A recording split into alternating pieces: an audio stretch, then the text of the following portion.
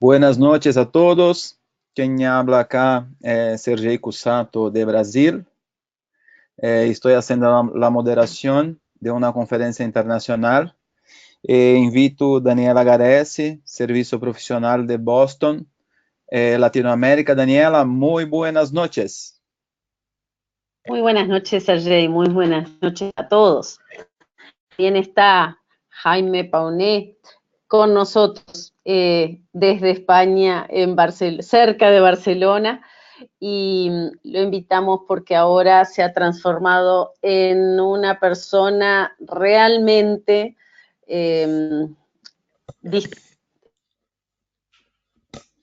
trabajos en el control de la miopía y geratología.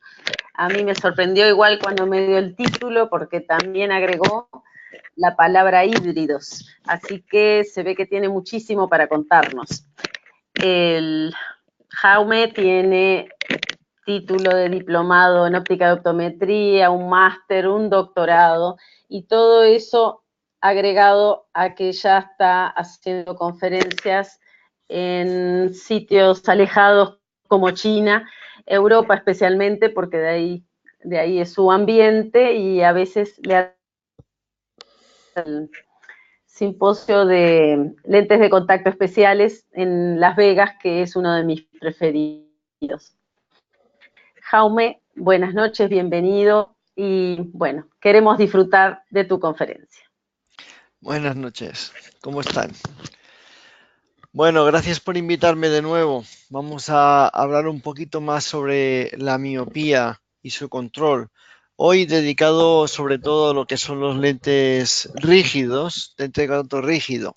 No obstante, vamos a entrar un poco en la introducción por las personas que puedan no haber estado en otras conferencias previas sobre la base en la que nos estamos moviendo. Básicamente, hoy en día tenemos el famoso boom de la miopía que hace que a nivel internacional estemos todos bastante interesados o muy interesados en frenar el avance. Eso es debido a que se calcula que en el año 2050 la mitad de la población será miope y de esa mitad de población miope el 10% van a tener miopía alta, que está ligada a enfermedades oculares como son el desprendimiento de retina o el glaucoma o la catarata anticipada, etc., etc., que son enfermedades que limitan la visión o que van a producir ceguera en algunos de los casos. Por ese motivo se ha estipulado que idealmente se debería de mantener a los miopes por debajo de las 5 dioptrías máximo para poder contener lo que va a ser esa epidemia de miopía elevada y de problemas de visión elevados. Aquí en España nosotros estamos teniendo que 1 de cada 4 personas que pierden la visión es debido a una miopía alta, así que no es una cosa para tener, para reír, sino que es un tema muy, muy, muy serio hoy en día, y más porque disponemos de elementos que nos permiten frenar o controlar la progresión.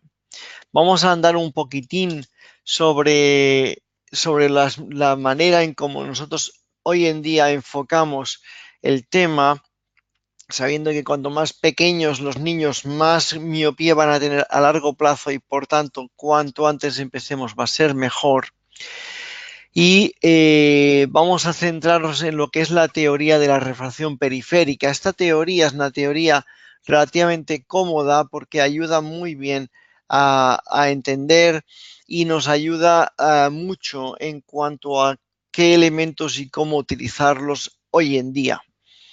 No deja de ser una teoría, pero hoy en día es la que mejor funciona y se ajusta. Y esta teoría empezó con los estudios que mostraban que cuando a un ojo se le privaba de la calidad de imagen en retina o debido a una oclusión total, oscuridad o una difusión de la luz, ese ojo, en el caso de los animales jóvenes, aumentaba de tamaño. Por tanto, sabemos que la privación de la calidad de la imagen en la retina, y aunque sea solo una zona de la retina, va a producir un aumento de tamaño globo ocular. Y eso es debido a que el ojo es capaz de adaptarse a la lente que tiene delante, o vamos a decir, el hecho de que nosotros podamos nacer con una leve ametropía. Al cabo de 2-3 años de edad, nuestro ojo va a autorregularse y alcanzar la emetropía. Eso es, teníamos una potencia de cristalino diferente de la que vamos a tener de adultos. La córnea tiene una potencia muy elevada, el globo ocular es más pequeño, pero hay un proceso que se llama el proceso de emetropización o de puesta a cero, en el cual empezamos con una graduación o un defecto refractivo y el ojo va autorregulando a través de la imagen ese tamaño final, esa potencia final. Por tanto, entendemos que es la imagen que producimos en retina la que es capaz de autorregular esa graduación, esa emetropización al final. Earl Smith fue una de las personas que más ha trabajado sobre este asunto y él lo que determinó es que la fóvea es una zona muy pequeña de la retina y por tanto tiene lógica que no sea la única responsable de todo el proceso de metropización o puesta a cero. Y para eso lo que hizo fue coger una serie de animales, en este caso pues monos, en los que les hizo diferentes experimentos y uno de los cuales era ablacionar con láser la parte foveal. Estos ojos que tenían esa parte de retina eliminada tuvieron el mismo proceso de emetropización o puesta a cero, es decir, empezaron hipermétropes en el nacimiento y luego se fueron regulando hasta tener emetropía con el tiempo. También hizo el mismo experimento con monos en los cuales les ponía una lente, una graduación delante y ese ojo era capaz de emetropizar, es decir, utilizaba la imagen que caía en retina periférica para alcanzar el cero refractivo. Y lo mismo ocurría cuando quitaba esa lente y había producido una emetropización, volvíamos a tener la puesta a cero. Es decir, finalmente lo que encontró es que la fóvea no era importante para regular el proceso de tamaño del globo ocular. Lo afinó un poco más utilizando un sistema en el cual la retina periférica tenía una zona con una imagen desenfocada, es decir, teníamos una zona central de visión, en este caso de este sistema para estos monos, en el que por la zona central la visión era sin restricciones, mientras que por la zona medio periférica o periférica teníamos un oclusor que difuminaba la luz e impedía la imagen en retina periférica. Estos monos, con esta privación de imagen solo en la retina lateral, desarrollaban miopía, al igual que los monos que no tenían, igual que los monos que les ponían una lente única de -3. Podemos ver en el lado derecho cómo el grupo control mantenía en más o menos una situación de metropía o hipermetropía, mientras que si se colocaba en estos animales jóvenes una lente de -3 de campo completo, desarrollaban la mayor parte una miopía. Y si esta lente de -3 era solamente en la periferia, teniendo un agujero central para tener visión normal, estos animales también desarrollaban miopía.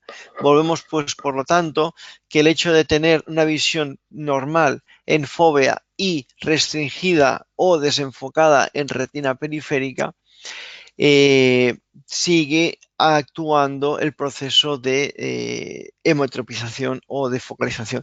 Por tanto, la retina periférica cobró en el año 2005 y 2007 hasta 2009 ese valor que hoy en día tenemos. Y en ese momento es cuando se hizo el link entre la teoría de retina periférica en humanos comparada con la teoría de retina periférica en monos.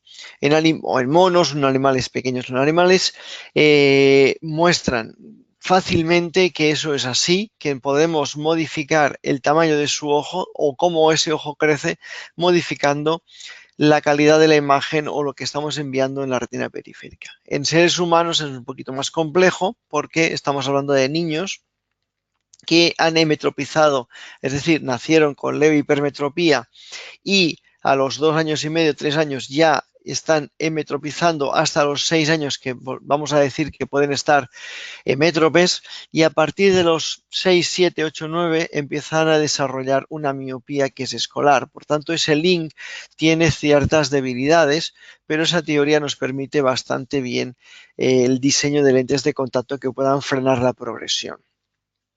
La manera en cómo nosotros medimos esa refracción relativa periférica es midiendo la diferencia entre la refracción en eje y fuera de eje. Y ese diferencial lo llamamos refracción relativa periférica. Se mide con autorrefractómetros, con lo cual tenemos ciertas limitaciones en cuanto a esa precisión que de alguna forma nos gustaría, pero nos ha producido pues una serie de curvas que nos permiten entender la diferencia entre unas lentes y otras lentes. Para empezar, lo que se valoró fue la medida de ese diferencial de refracción en eje y fuera de eje para niños emétropes, hipermétropes y miopes, y lo que se encontró es que en el caso de los miopes existía una refracción relativa periférica hipermetrópica, es decir, que si se comparaba la refracción en eje con la refracción fuera de eje, nos encontrábamos con que los niños miopes tenían una hipermetropía, una refracción menos miope en lo que es la periferia. Y por tanto, significa que cuando el niño miope está mirando recto al frente, en mirada, las imágenes que provienen de los lados no focaliza en la retina, sino que focaliza por detrás de la retina. Y eso de alguna manera es una imagen borrosa o desenfocada que elicita el aumento de tamaño ocular. El problema lo tenemos en que no aparece esa hipermetropía periférica hasta el momento 1 año o 2 años antes de aparecer la miopía y no antes, con lo cual no podemos predecir usando esta teoría qué niño va a desarrollar y qué niño no va a desarrollar miopía, solo con esto. Ahora bien, esta teoría o estas medidas correlacionan muy bien con el control de miopía por los distintos sistemas ópticos. De hecho, sabemos que las gafas son el sistema, los anteojos son los sistemas por los cuales los ojos de los niños siguen aumentando esa miopía a lo largo de la pubertad. Y sabemos que la refracción relativa periférica de estos elementos es peor con gafa que sin gafa. Podemos ver la línea negra donde sin gafas a ojo desnudo tenemos una refracción relativa periférica no muy hipermetrópica, pero en el momento en que se pone una lente negativa para poder corregir la visión central, la refracción relativa periférica incrementa en el valor de hipermetropía. Y esto correlaciona bien con el hecho de que las gafas mantienen la progresión natural del ojo miope, lo sostienen esa progresión anual.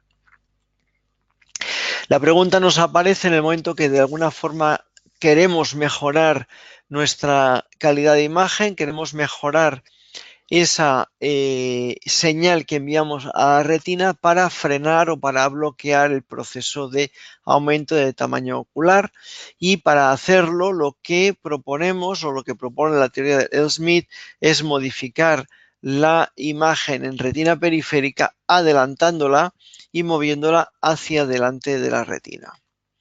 Esta simplificación ayuda mucho a comprender qué estamos haciendo con los distintos sistemas ópticos, y básicamente entendemos que para que un sistema óptico modifique esa imagen de una forma constante requiere estar situado en córnea, porque una lente oftálmica al momento que el ojo está cambiando la posición de mirada no permite una constancia en cuanto a la modificación de la imagen en retina y especialmente en la retina periférica.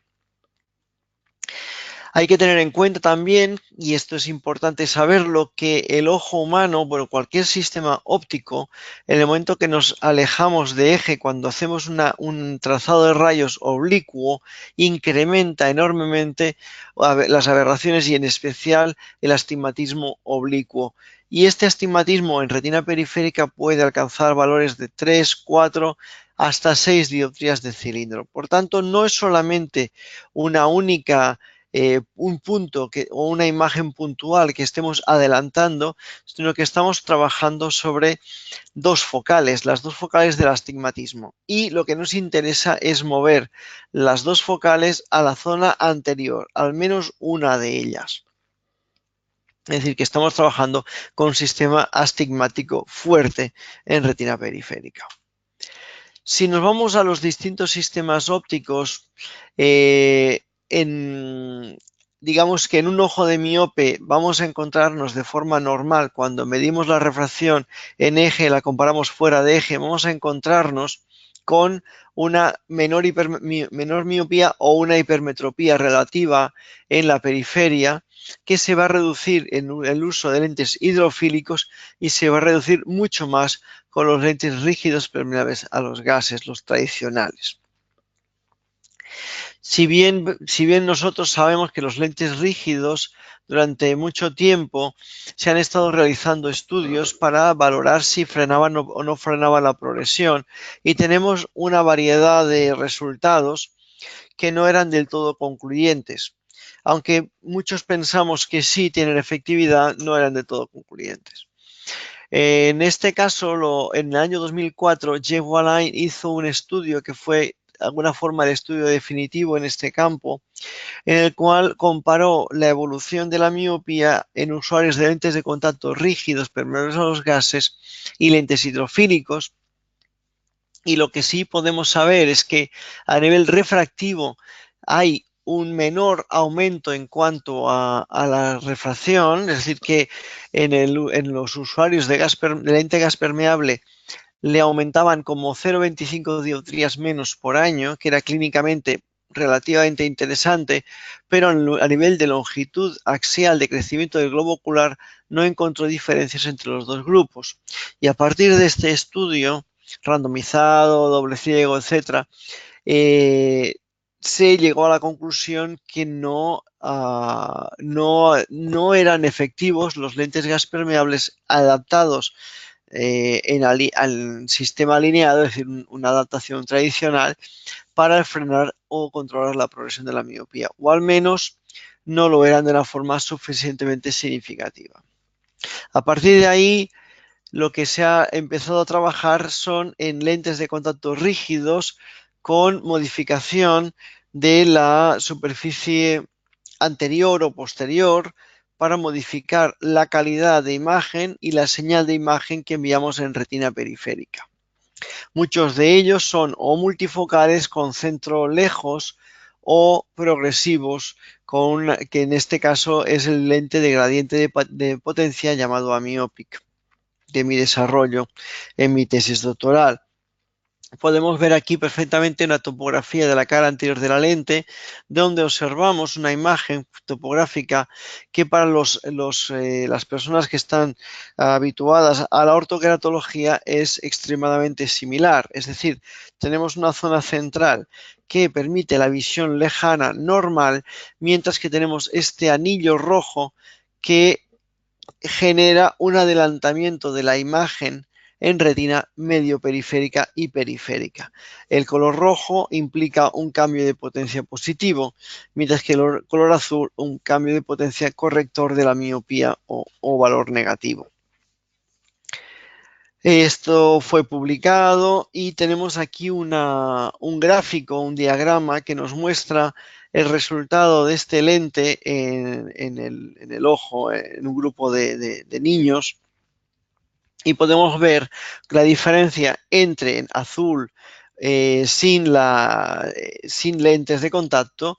La refracción relativa periférica es hipermetrópica en la periferia, con un lente de contacto gas permeable normal no alcanzamos a modificar esta refracción relativa periférica o adelantarla, mientras que con el lente experimental sí lo podemos estar realizando, que es la línea de color verde, y podemos observar cómo si estamos moviendo esa imagen en retina periférica hacia la parte anterior de la retina.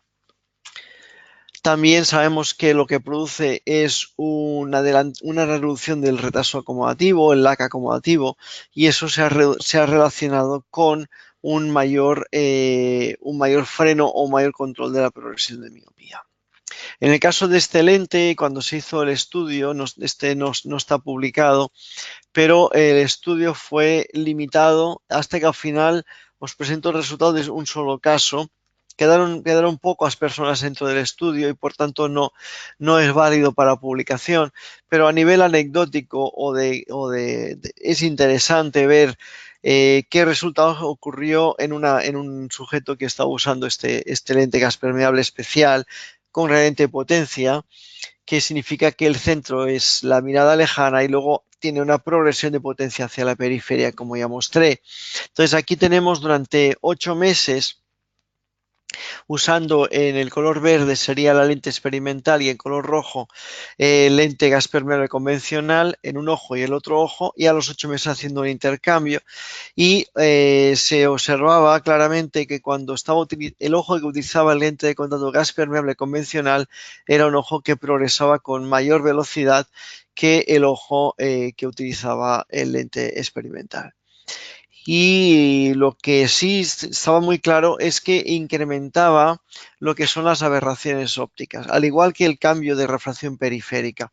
Antes he dicho que la teoría de refracción periférica es una teoría cómoda porque nos permite explicar fácilmente. Lo que no podemos es desligarla del hecho que en el momento que aumentamos las aberraciones, cambiamos la refracción periférica, también aumentamos aberraciones ópticas, en especial la aberración esférica y el coma. Y hay más de un estudio que ha mostrado que ese incremento de aberraciones podría ser una señal también para ese freno de progresión de la miopía en los niños.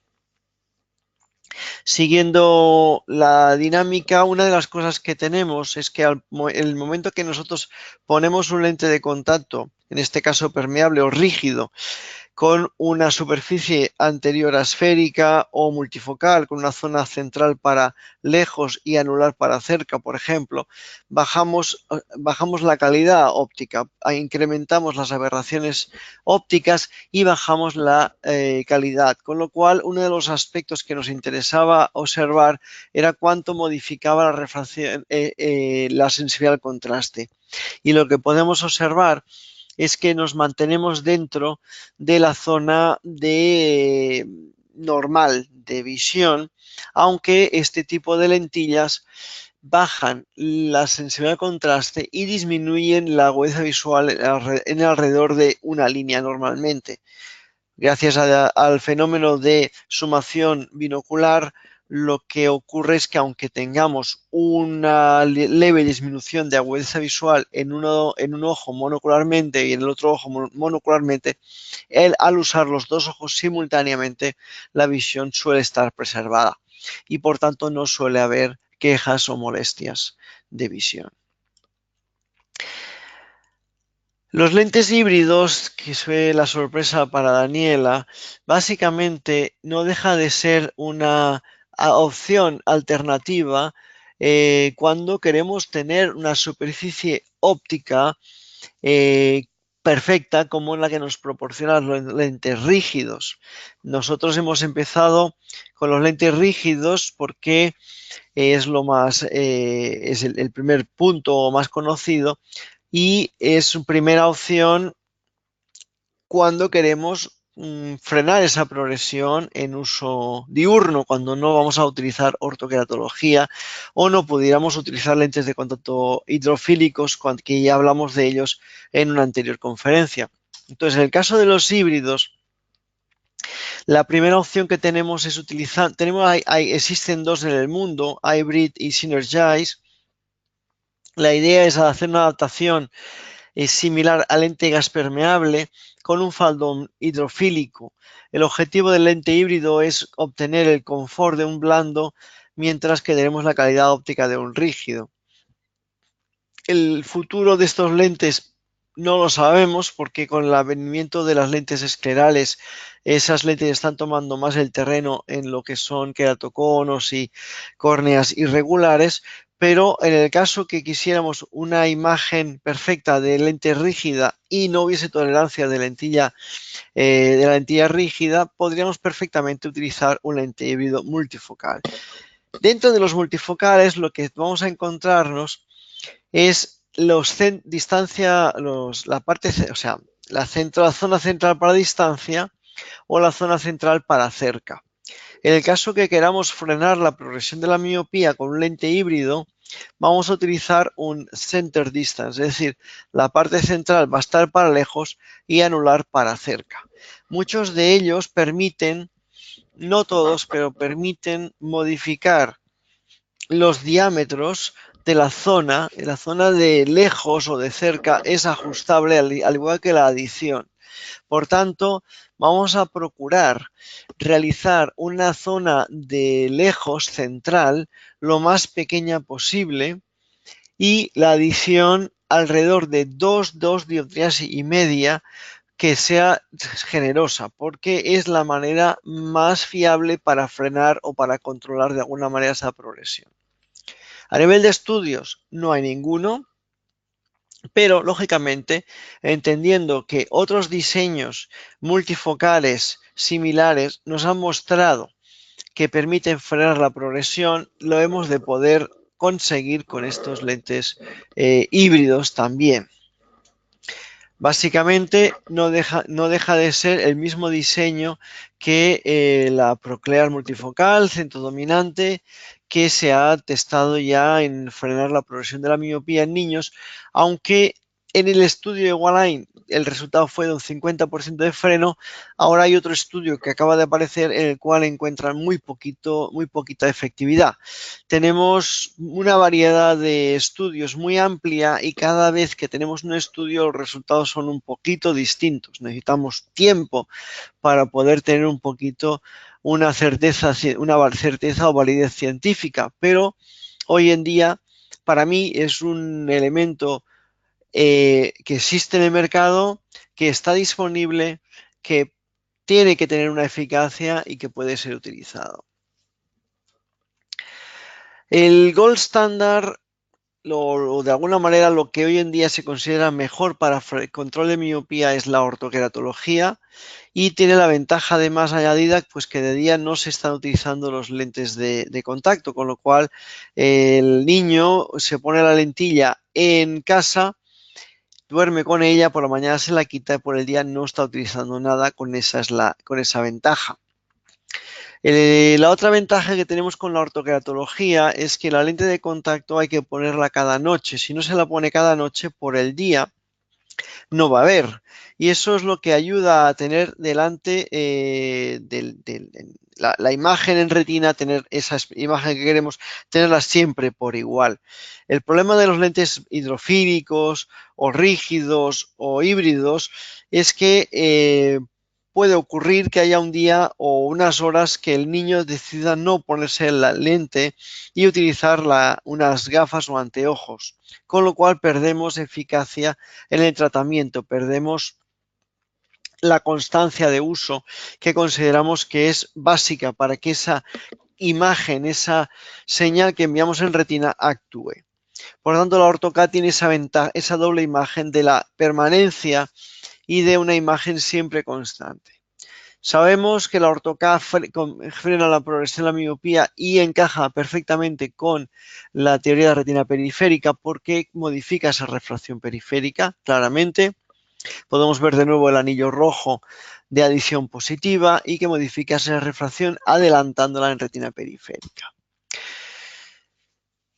Básicamente el año 2005 fue el gran año de Pauline Cho, en donde ella nos mostró ese primer estudio donde la orto-K mostraba un freno en longitud axial que está alrededor del 45%, 40-50% aproximadamente. Y ya actualmente tenemos 3 metaanálisis, aquí tenemos uno que nos muestran que la ortoqueratología frena la progresión de la miopía en longitud axial y en refracción, en refracción también. Incluso si observamos un poquito las barras que tenemos aquí en el diagrama, los puntos verdes sería el punto central de peso o mediana, mientras que la barra nos habla de la desviación estándar y no tenemos en ningún caso una situación en la cual crucemos al otro lado, es decir, que siempre estamos en el lado izquierdo de la gráfica y por tanto siempre, incluso en el peor de los casos, vamos a tener un efecto de control. Se dijo o se ha dicho mucho que las miopías menores de 4, que las mayores de 4 dioptrías tienen el mejor control con la orto-K. Y esto está basado en este grupo de sujetos que nos daba esa nube de puntos, no muy, un valor estadístico bajo, pero que daba una idea que quizás en las miopías más bajas, que son los del lado derecho de la gráfica, tenían menos efectividad en el efecto de control de la miopía con ortoqueratología. En cuanto a axial, a longitud axial, siempre nos referimos a longitud axial porque lo que queremos es disminuir la ratio de crecimiento, el tamaño del ojo que no crezca a la velocidad que crecía anteriormente. Y esto es lo que nos estaba haciendo pensar. No obstante, sabemos hoy en día que la edad juega un factor muy preponderante en la progresión. Y una de las cosas que nos ocurría es que los niños que tienen miopía más baja en esta gráfica son los niños también más jóvenes y los niños más jóvenes son los que progresan más rápido. Por tanto, estaba bastante confundido los resultados. Y eso sí, sabemos que cuanto menos miopía corregimos, menos adición estamos colocando. Sabemos que la relación es 1 a 1 a 30 grados, más o menos, con lo cual cuando corregimos una dioptría en el centro de miopía, estamos generando una adición de una dioptría en la periferia. Y planteamos que siguiendo la refracción, siguiendo la teoría de refracción periférica, solamente una adición de 1 es muy bajo y por tanto eso podría justificar plenamente que los miopes bajos tenemos menos efectividad que en los miopes elevados en cuanto a corrección, a frenar la progresión con orto-K. Podemos ver claramente una miopía de -2 en el lado izquierdo de la pantalla.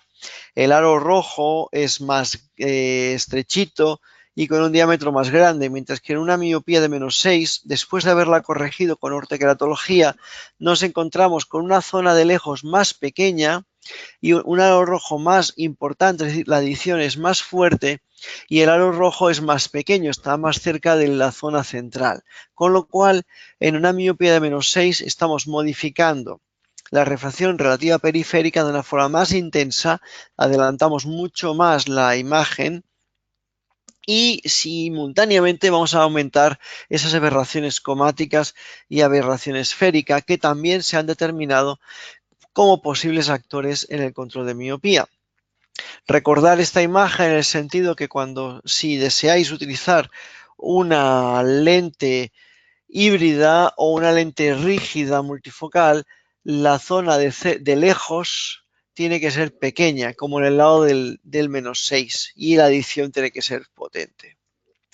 Ahora, lo que nosotros queremos es aumentar esa eficacia y hoy en día estamos evolucionando en el mundo de la orto-K, porque la orto-K no deja de ser una lente de contacto para corrección de la miopía que fue desarrollada para adultos, para corregir la visión en adultos, ¿no? Entonces, hay algunos aspectos que son importantes para valorar cómo podemos mejorar esa efectividad. El primer aspecto que conocemos es que el diámetro de la pupila tiene un impacto directo en cuanto a la efectividad. Una pupila con un diámetro grande funciona bien en ortoqueratología, mientras que en los usuarios de gafas o anteojos es exactamente lo contrario.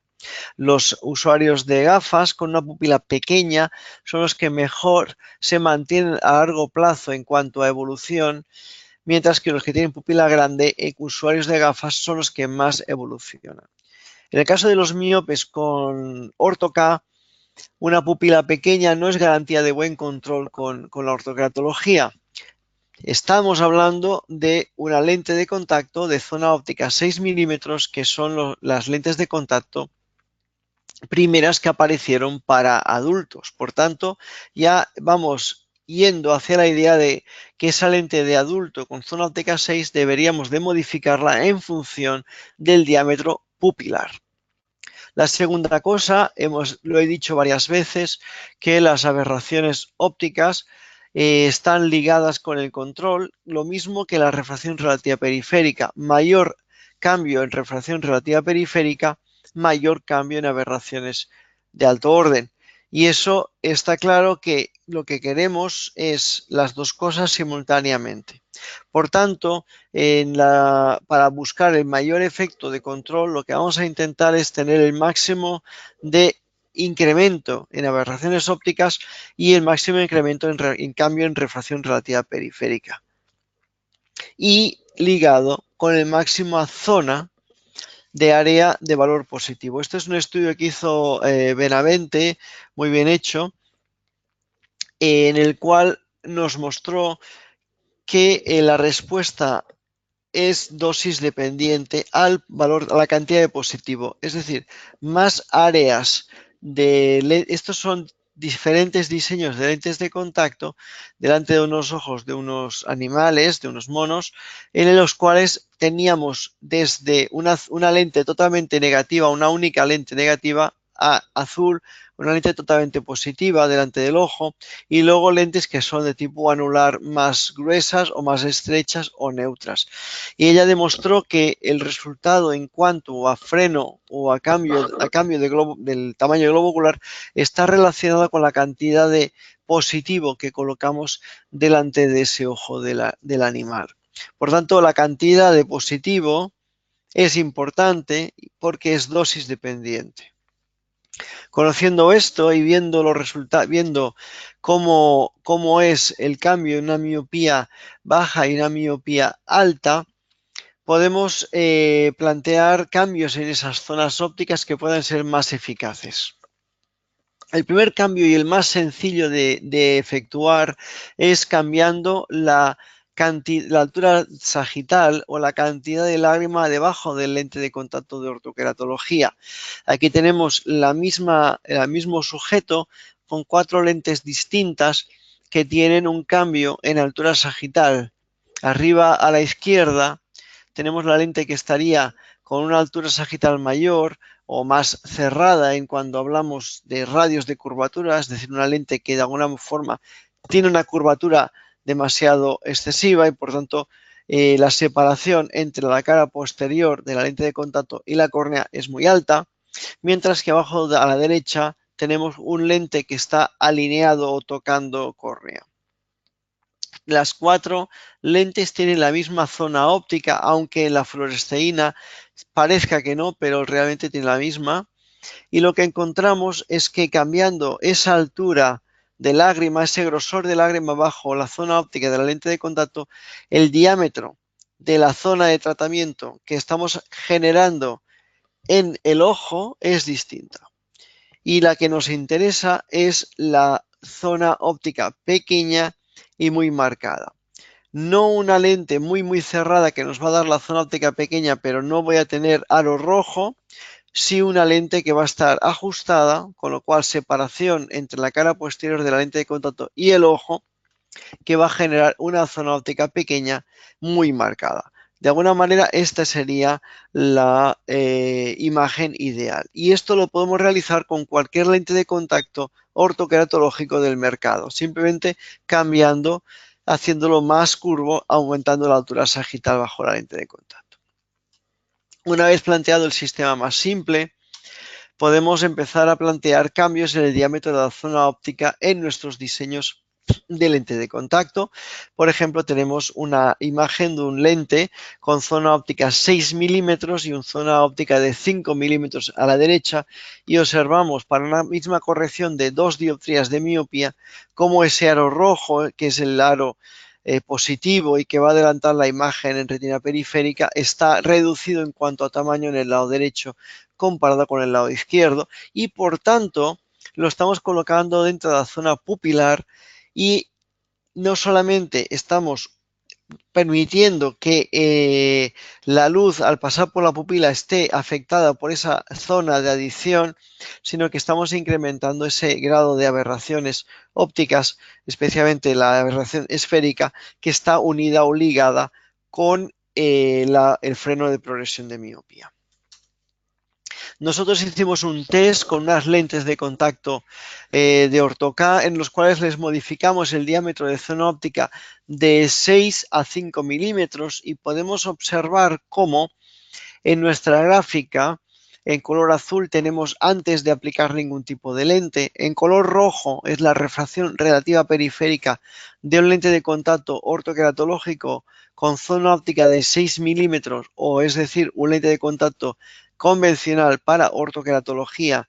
En el caso de corrección este era de -2, y en color marrón tenemos el nuevo diseño con una zona óptica de 5 milímetros de diámetro, también para corrección de -2, y podemos observar cómo en la refracción relativa periférica a 20 grados nasal teníamos un cambio estadísticamente significativo. Es decir, cuando modificamos el diámetro de la zona óptica posterior de la lente de contacto de Orto-K, estamos modificando la refracción relativa periférica en el ojo humano, y por tanto es un lente que debería de frenar más la progresión. Así es, porque nosotros lo hemos estado valorando en nuestra consulta, y ahí tenemos el cambio en refracción en un año para un lente de 6.6, un lente de zona óptica 6, un lente de 5.5 y un lente de 5 milímetros de zona óptica, que muestran cómo tenemos un mucho mejor control cuando aplicamos la zona óptica más pequeña en comparación al color marrón, que son las gafas monofocales. Aquí tenemos un agrupamiento en todos los casos con una zona óptica mayor o igual a 6 milímetros en el lado izquierdo, donde observamos una progresión promedio con la ortoqueratología de 1/4 de dioptría por año, mientras que cuando utilizamos una zona óptica de 5 milímetros, la progresión estamos hablando de menos de 1/8 de dioptría por año. Y en cuanto a longitud axial, pasamos de 0,13 milímetros a 0,05 milímetros por año en cambio de longitud axial.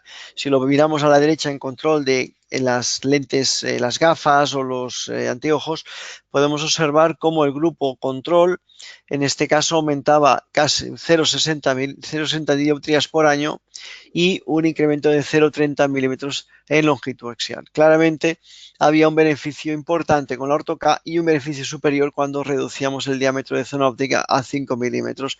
Y por tanto, este es actualmente nuestro protocolo en nuestra clínica. Ya todos los niños están adaptados por lo menos con zonas ópticas de 5 milímetros o pequeñas zonas ópticas.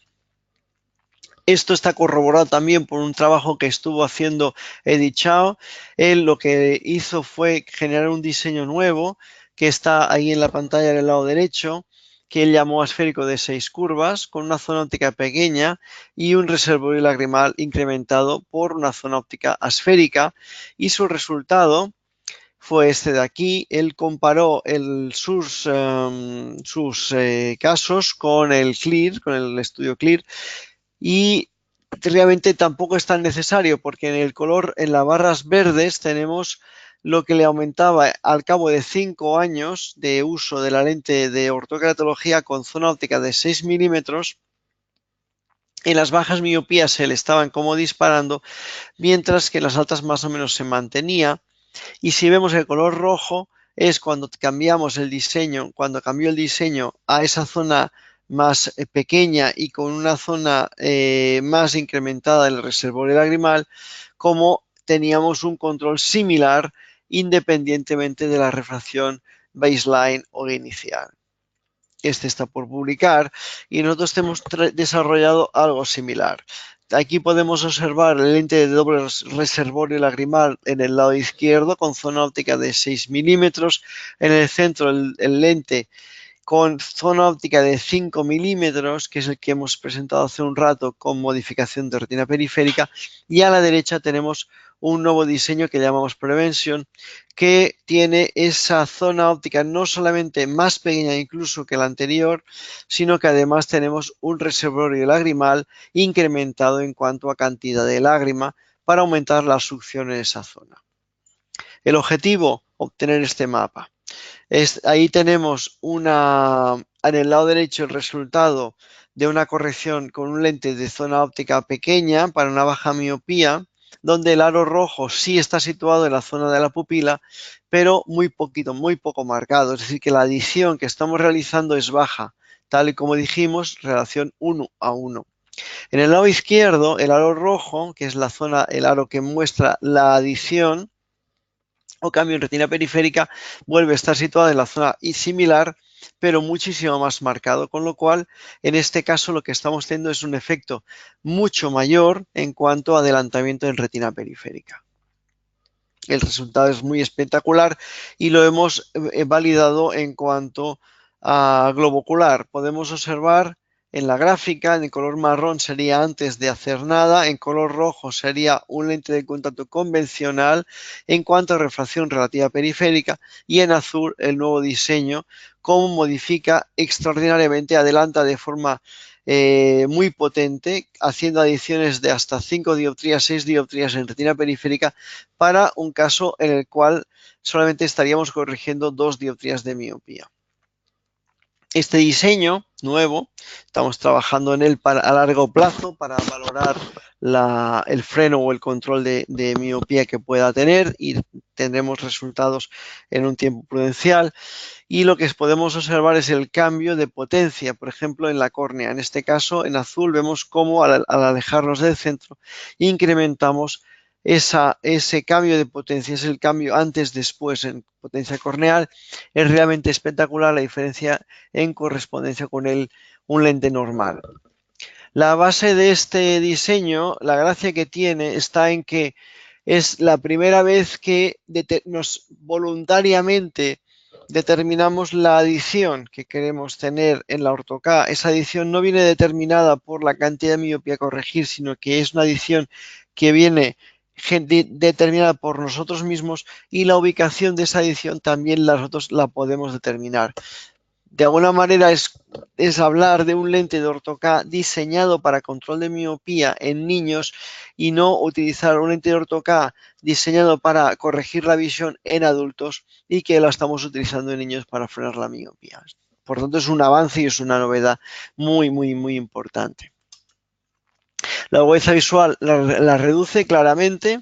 Sabíamos que la orto-K bajaba un poco la calidad visual, pero este tipo de diseños bajan alrededor de una línea de agudeza visual por incremento de aberraciones ópticas y tener una zona óptica muy pequeña.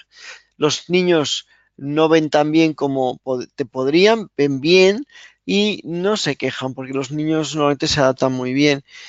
Y es el mal menor porque lo que buscamos es el freno de control de miopía. No tengo problemas en cuanto a visión con esto, no suelen quejarse. Sí tenemos ese incremento y es que lo que queremos es que ese incremento de aberraciones esté. Podemos ver en la barra roja comparativamente con las lentes convencionales el gran salto en aberración esférica, en coma y en aberraciones totales, por lo que esperamos tener un resultado muy potente en cuanto a freno de la progresión de miopía con estos nuevos diseños. Y hasta aquí. Yo estoy dispuesto a todas las preguntas que ustedes tengan para continuar con la charla de esta noche. Muchas gracias.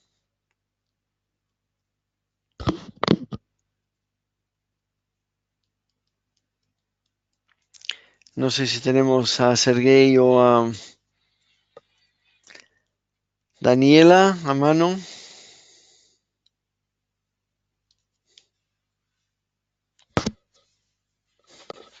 Vamos a ver. Ahora no oigo nada. Ahí estamos. Ok, perdón. Naomi, ¿cómo estás? Muy bien, le pillé de sorpresa. ¿Eh? No, tuvimos ahí un pequeño delay, pero que ya Sí, estamos. hoy tenemos problemillas técnicos, sí. Deixa eu mirar se tenemos una pregunta. Dígame usted. Tenemos una pregunta acá. Cuando hacemos el control de la miopía con los lentes blandos que tiene una zona óptica un poco mayor para lejos, Sí, sí. ¿este, este control es efectivo también en los niños o no? La verdad es que a ver, mm, voy a intentar responder. Por una parte, es menos efectivo. Por otra, hay pocos estudios longitudinales realizados con estos lentes que podamos tener resultados que nos digan sí o no. La pena es que tenemos un estudio en el cual habla de un buen resultado y un estudio que habla de un mal resultado. Así que, ¿dónde nos quedamos? Lo que, lo que sí sabemos es que normalmente las zonas son demasiado amplias y no afectan lo suficiente esa refracción relativa periférica. Por esto mi recomendación de reducir esos diámetros de la playa de lejos. Yo lo que plantearía sería, a ver, claro, realmente los lentes multifocales con centro lejos son los más accesibles. Son muy fáciles de obtener, pero si no tenemos un diámetro pupilar suficientemente grande, probablemente no tendremos un resultado efectivo. En esos casos, parte que hay que colocar la edición más alta que se pueda y en el momento que colocamos la edición más alta, afectamos la calidad visual y eso molesta bastante al usuario, quizá probablemente habría que cambiar el diseño del lente hidrofílico. Para pasar a otros diseños como son lentes de tipo concéntrico, que actualmente sí están disponibles en muchos países, lentes desechables concéntrica. La respuesta es ambigua porque no tenemos resultados científicos sólidos, pero la sensación o la tendencia es que el control es limitado y que hay que dejarlos para pupilas grandes y hay que trabajar siempre con ediciones altas si usamos solo ese tipo de lentes. Ok, tiene más una pregunta. Tú que es un especialista en hacer lentes de contacto en la fabricación para control de miopía, ¿cuál es a diferencia que tenemos en un ojo de un niño normal de la periferia para el centro en una refracción periférica? ¿Cómo podemos controlar esto Ya. de cada niño? Ok. Hmm. A ver, normalmente el valor promedio está en una dioptría, dioptría 25, una dioptría y media. Normalmente ese es el valor promedio en todos los miopes en cuanto a cantidad de refracción periférica. Eso significa la diferencia que hay entre la refracción fuera de eje a 30 grados con eje. En miopías altas suele haber valores mayores, en miopías bajas valores menores, pero depende mucho de cada globo ocular. Se puede valorar haciendo retinoscopía, con lo cual lo que hacemos es voy a intentar colocar aquí si pudiera, bueno, lo que hacemos es utilizar el retinoscopio fuera de eje a 30 grados. Tenemos el niño manteniendo la mirada recta al frente con un ojo, por ejemplo, ojo derecho, y en el ojo izquierdo colocamos una lente de pruebas para hacer el trabajo de distancia de vértice con el retinoscopio, inclinado 30 grados y nosotros colocados 30 grados fuera de eje. Y nosotros medimos la refracción fuera de eje y esa refracción la restamos del centro. Con eso podemos... y la franja tiene que estar en posición vertical exclusivamente porque utilizamos para ver solamente la focal que está detrás de la retina, que es la que nos interesa. Eso nos permite cuantificar el valor de refracción periférica y nos permitiría saber qué adición es la ideal en ese caso. No obstante, no se ha encontrado hoy en día no tenemos una relación entre la cantidad de refracción periférica y el resultado, quizá porque no se ha hecho. También estamos hablando que no deja de ser una teoría y no lo podemos utilizar como, vamos a decir, la verdad absoluta. Si nos centramos en la teoría de refracción periférica, el mecanismo de hacerlo sería con un retinoscopio o un autorrefractómetro queratómetro fuera de eje, medir y utilizar la adición ideal para cada caso. Eso sería la forma adecuada de trabajar. La otra es decir, bueno, vamos a cogerlo con un poquito de distancia porque no deja de ser una teoría y no es 100% seguro que sea así. Yo no sé si esto responde a la pregunta o no. No, no, seguro. Sí, Seguro que ok. sí. Bueno, Daniela tiene una pregunta. Ujú. Deixa eu mirar. Daniela creo que tiene una pregunta. Deixa eu mirar Ok. acá. Participantes. Ah, Daniela no está presente. Ajá. No sé qué pasa. Yo creo que sí. Dice que no puede hablar. Ah, ok. A ver, Bueno, a ver si puede Jaume, escribir. Si puede eh, escribir, que escriba la pregunta. Yo la puedo ok, leer. Dígame, dígame. ok. Bueno, en ortoqueratología siempre se habla mucho en cuál es el límite para hacer una ortoca. Y sabemos que mesmo dentro de un límite, se tiene una conducta clínica muy segura, algunos pacientes se pasan un poco daquilo que a ortoca nos promete, ¿sí? Sí. Agora, eu queria saber de ti, que é um investigador, Mm. qual é o parâmetro para uma ortoca segura? Que el parámetro de la ortoca segura no depende de la cantidad de ametropía que nosotros estamos realizando. ¿Ok? Es, sí es verdad que cuanta mayor miopía corregimos, mejor adaptación y más cuidadosos hemos de ser. Eso es así. Pero la ortoca segura viene de un manejo clínico adecuado, de poner, quitar, utilizar las soluciones de mantenimiento correctas sin conservantes, las lágrimas monodosis, etcétera, seguimientos de los puntos, todo esa parte de manejo del paciente es el 50%, el otro 50% somos nosotros haciendo la adaptación y esa adaptación debe estar adecuada para que no genere pues punteados o erosiones o problemas corneales. Por tanto, esa es la segunda parte, porque esa es la entrada a los microorganismos. Cuanto a dioptrías, lo que ocurre está en que, bueno, hay una franja gris entre, no hay blancos y negros. Una ortoca segura, estamos hablando de por debajo de las 4 o 5 dioptrías, estamos en una ortoca fácil o segura. Más allá de esto, hasta 5, 6, 7, estamos en una zona que ya empieza a ser más compleja. Más alta de esto son zonas más difíciles.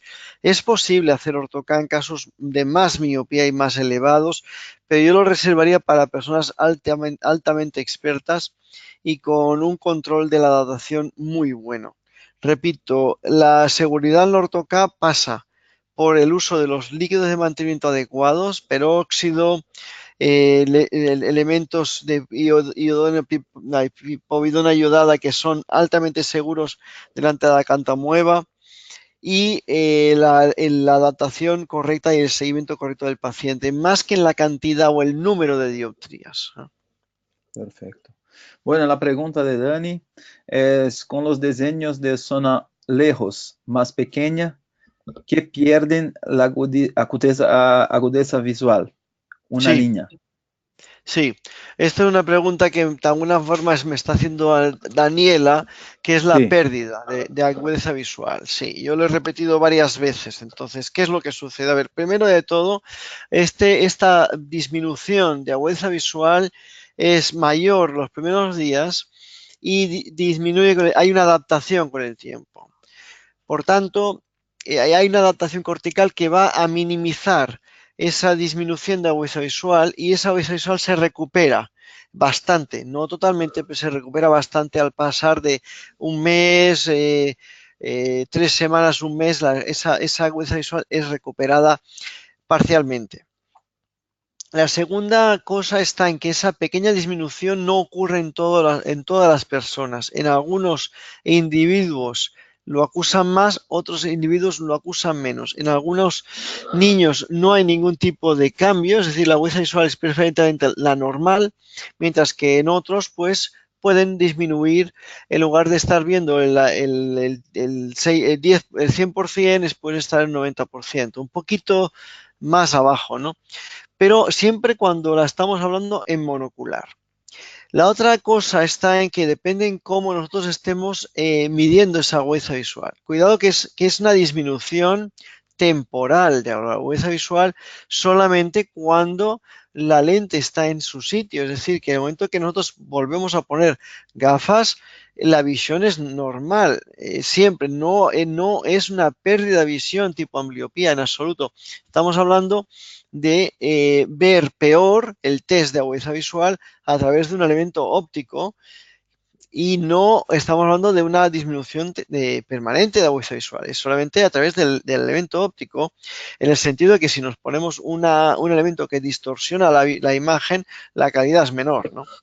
La otra cosa está en cómo medimos esa visión. Cuando tomamos el test de visión sin un foróptero, con luz ambiente en el gabinete, la calidad visual se mantiene normal, no tenemos una bajada, pero en el momento que bajamos la cantidad de luz y la pupila dilata, esa pupila permite que las zonas periféricas de las lentes de contacto o de la ortoqueratología afecten a la calidad total de la visión y por tanto las aberraciones ópticas, al aumentarse mucho, disminuyen esa calidad de imagen y por tanto ve un poquito menos. Ese un poquito menos hablamos que en el peor de los casos es de una línea monocularmente. Y después hablé que en el momento en que, aunque tengamos esa pequeña disminución, al estar con los dos ojos hay el efecto de sumación, la visión está normalizada. La pizarra se ve, lejos se ve, el niño en la calle está maravilloso, no tiene pero ningún tipo de problema.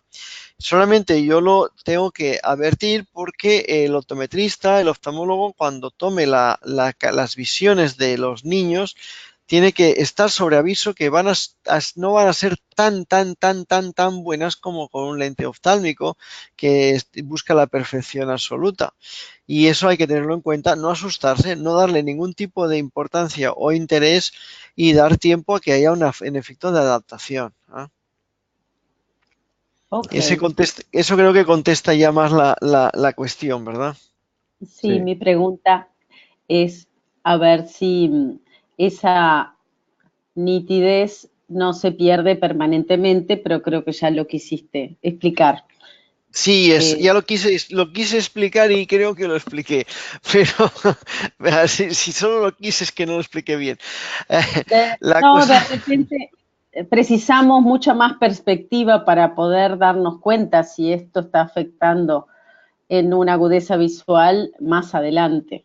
Pero no, absolutamente no, para nada, no induce una pérdida de visión o una ambliopía, absolutamente no. bien, Absolutamente no.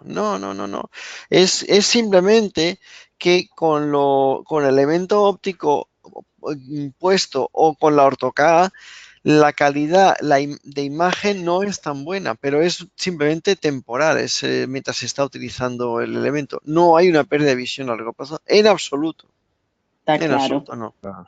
No. Y ahora que hacen lentes tan personalizados, depende de la dioptría que quieren corregir, ¿también relacionan el diámetro de la pupila?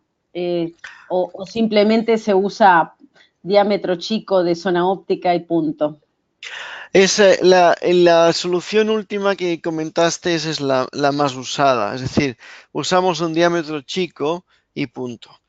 No obstante, hay personas que personalizan el diámetro.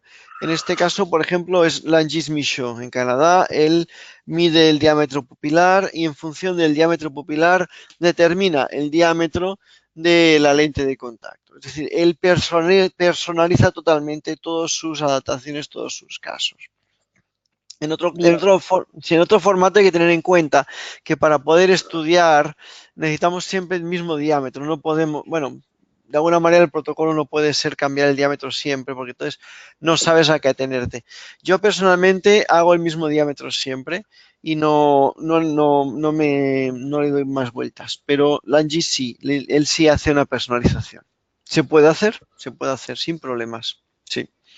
Ok. Bueno, tiene más una pregunta acá. Ujú.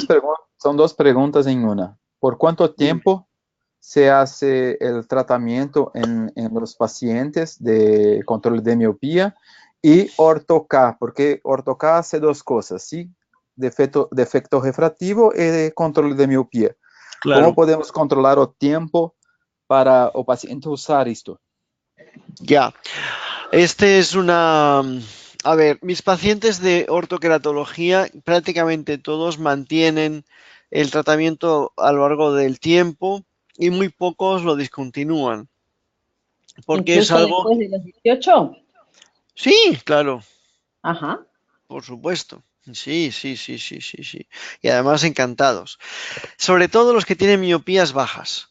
Las miopías más elevadas, precisamente por lo que hemos comentado que la calidad óptica a veces no es del todo perfecta, son los que tienen más puntos a discontinuar después de los 18, 20, 20, 26, 30 años de edad.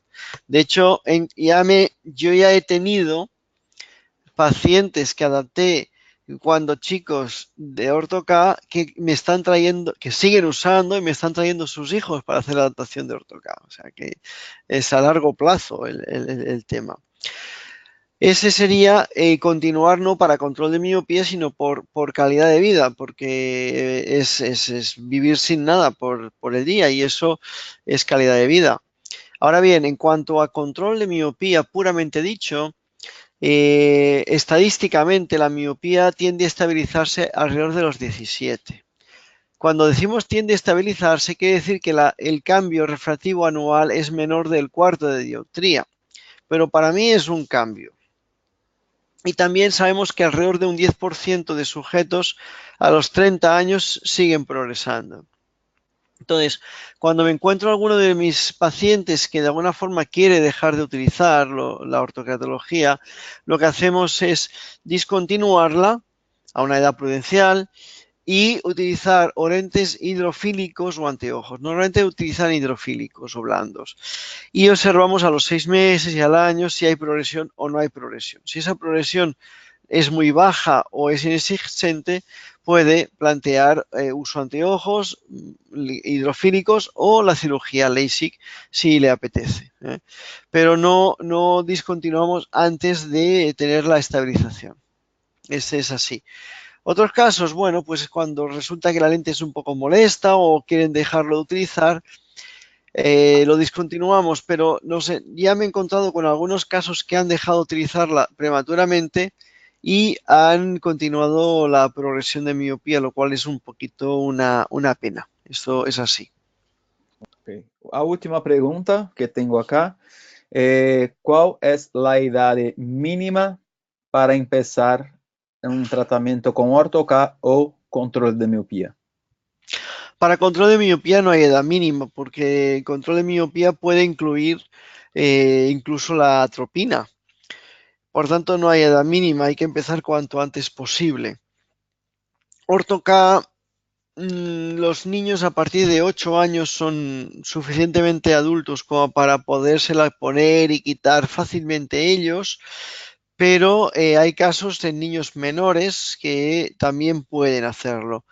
No hay una edad mínima, pero lógicamente, por ejemplo, 6 años de edad o 5, ya tiene que ser que la miopía esté en una progresión rápida y que los padres estén colaborando y sean ellos los que pongan y quiten la lentilla al niño más que el propio niño ponerse la lente de contacto. Y es posible, tenemos algunos casos de ese estilo. Por tanto, no hay otra vez lo mismo que la cantidad de dioptrías, no es una edad mínima o máxima que podamos hablar, pero sí una franja de edades. Y esa franja de edades va en el grado de madurez y de responsabilidad del niño. Para mí, 8 años, 7, 8 años sería la edad mínima para empezar en condiciones habituales. Y en niños más pequeños puede ser que o lo intentes si los padres estén de acuerdo, o hagamos atropina, por ejemplo, en mantenimiento una temporada hasta llegar a la edad mínima de poder adaptar la lente de contacto. Perfecto. Bueno, Dani, ¿más alguna cosa? Una pequeña preguntita que no se mencionó es ¿cada cuánto se están cambiando estas lentes? Supongo que es cuando se nota que hay algún cambio importante, pero si no, la rutina, La ¿cuál es? rutina es anual. Y la rutina anual es porque los lentes se deforman y pierden la calidad y es recomendable ese cambio frecuente, por eso el cambio anual. Se podrían llegar a estirar un poco más, año, año y medio, en algunos casos hasta 2, pero empiezan a estar deformados, rayados, se ensucian, llegan proteínas, dan todo de problemas. Aparte, los cambios refractivos. En Ortocal los cambios refractivos son pequeños, así que en prácticamente todos los casos no hace falta cambiar la lente más que cada año y más que nada porque la lente esté sucia o rayada o esté con problemas. Tardamos en cambiar la potencia de la lentilla. Podemos repetir varios años la misma lente porque la miopía no se ha modificado y en algunos casos sí, ¿no? Pero no la cambiamos tanto por refracción, sino que la cambiamos por salud ocular. Clarísimo. Perfecto. Bien. Bueno, Jaume, muchas gracias por tu conferencia. A Fue un gusto. vosotros, como siempre. Muy, muy buena. Creo que el tema del control de la miopía todavía está en pañales en Latinoamérica. Estamos recién entrando en el tema porque no tenemos tan claro cómo aumentó la miopía como en las zonas de Claro, población exacto. oriental. Es Pero quería diferente. convocar a, a los latinoamericanos para un encuentro que se va a hacer el 28, 29 y 30 de marzo del Ajá. 2019 en las cataratas de Iguazú, donde el control de miopía va a ser el primero de los temas, porque todos tenemos que estar al tanto y poder ser agentes de cambio en esta actitud frente a la miopía, porque es el futuro de nuestro mundo, de cada país de Latinoamérica. También depende la previsión para las futuras generaciones y bueno, y hasta afecta en la economía, por decir, por As- nombrar hasta dónde llega las consecuencias. Y bueno, esta conferencia, con el permiso de Jaume, no sé si ya lo dio, nos gusta dejar las conferencias grabadas en el sitio web de bostonlentgp.com. Bauchilom está siempre dedicado a educación de calidad. Tenemos una cantidad de conferencias que pueden encontrar ahí. Desde el 2012 están sucediendo y de repente no todos saben que se pueden encontrar en la página web bostonlentgp.com. Y bueno, muchas gracias, Jaume, realmente un placer y creo que estamos con muy, muy cerca de la persona que sabe más de ortokeratología, así que me encanta que nos hayas dedicado un rato de tu noche. Ahora, encantado, un placer como siempre, de verdad, lo que queráis, gracias ¿no? por el horario, que allá es más tarde, y buenas noches a Un todos. poquito más tarde. Buenas noches. Buenas Buenas noches noches. a todos. Cuídense. Bye.